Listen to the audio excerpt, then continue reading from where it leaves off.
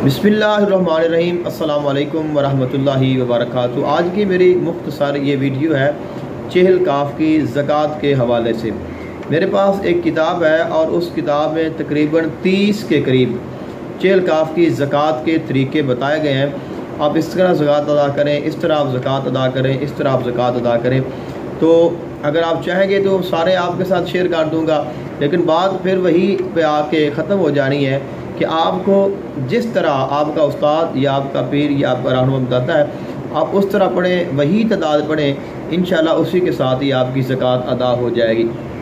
सबसे जो आसान है और सबसे जो मुख्तसर है और वो पीर मेहर अली शाह साहब रहमतुल्लाह अलैह आपने ये ज़कात अदा की और आपकी तरफ से इसकी इजाज़त है गोल्डा शरीफ वाले, और वो ये है कि आप इशा की नमाज के बाद 41 मरतबा 40 दिन तक चहल काफ को पढ़ते रहें। इंशाल्लाह उसके बाद इसकी ज़कात अदा हो जाएगी और आप इसके आमिल हो जाएंगे।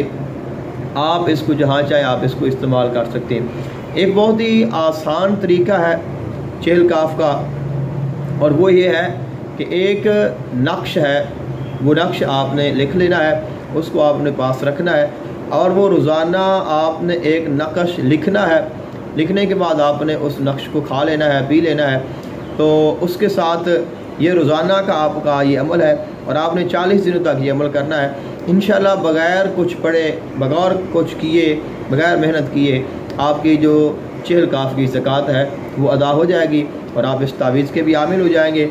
लेकिन ये तावीज़ जो है ये ख़ास है चहल काफ की ज़कात अदा करने के लिए, बग़ैर पढ़े, बग़ैर कुछ किए, बग़ैर किसी मेहनत के। तो इसके साथ आप ज़रूर फ़ायदा उठाएँ। ये एक बहुत अच्छी और बहुत फ़ायदेमंद और बहुत आसान चीज़ है।